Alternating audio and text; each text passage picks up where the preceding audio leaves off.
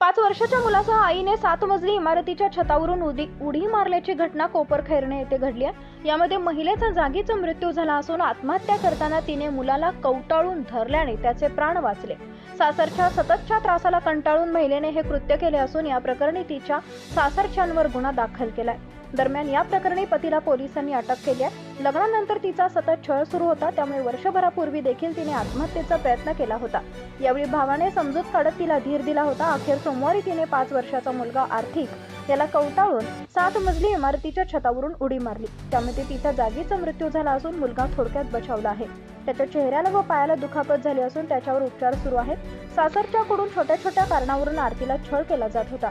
तिला माहेरच्या व्यक्तींनाही भेटण्यास मनाई केली जायची, तर लॉकडाऊन पासूनच घरूनच काम करणारी ननंद देखील सासू सुनेत भांडण लावण्याची ठिणगी टाकत होती।